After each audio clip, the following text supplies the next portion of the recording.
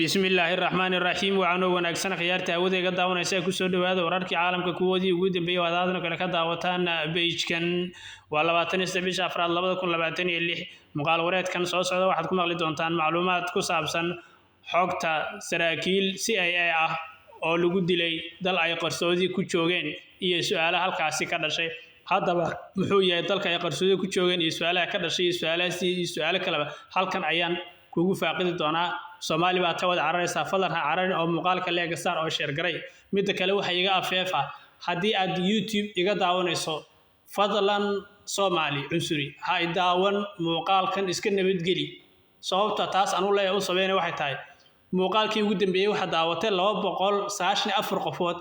cunsurinimo intaad ka qabtaan hal qof ayaa leeg ii saari waayay macluumaad aad rabtaan inaad iska daawataan muuqaalka leeg saari maysaan Facebook subscribe ma soo dhaysaan cunsuriyiin ayaa tihiin Soomaali hadaa tihiin waxaan horumar dadka social media Soomaaliya ka shaqeeya horumar la gaari laayihiin dadkooda ayaa lagu hawga taagan Soomaalidu waxay dhahan hal ninkii iska lahaa oo dabada uga taagan yahay ma socoto adeer muuqaalkan ha daawan hadaa YouTube iga daawanayso fadlan iska nabadgeli intaasina waa wax sax ah oo Soomaalida aan baalkiish aan ku eedeynayo cunsuriyiin waa dadkooda kor uma qaadan saaxiib muuqaalkan ha daawan hadaa iga daawanayso YouTube fadlan iska nabadgeli leegna kaama hayno subscribe na kaama hayno fadlan nabadgeli hadaa Soomaali tahay aynu ku bilownay saaxiibayaal intaasina waa waxa saxda oo jira anu been ma sheega saaxiib aynu ku bilownay saaxiibayaal laba sargaal oo la rumaysan yahay inay ka tirsan yihiin hay'adda sirdoonka dhexe ee Mareykanka ee CIA ayaa lagu dilay shir gaari oo ka dhacay gobolka Chihuahua ee dalka Mexico arintaas oo dhalisay su'aalo xoogan oo ku aadan dhaqdhaqaaqa ay halkaas ama dalkaasi ay ka hayeen labadaas nin sirdoonka si ay ka tirsan dalkaasi Mareykanka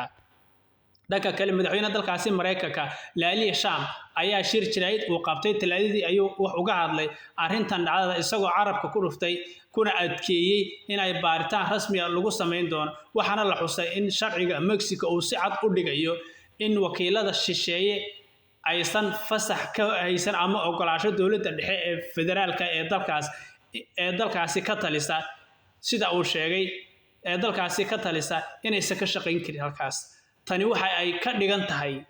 in saraakiisha Mareykanka ay si toos ah ula shaqeyn karin mas'uuliyiinta heer federaal ee gobolada aan fasax aysan ka haysan xukuumadda dhexe ee Mexico sida warka loo dhigay ilaa ay hadda ma cadda nidaamka la raacay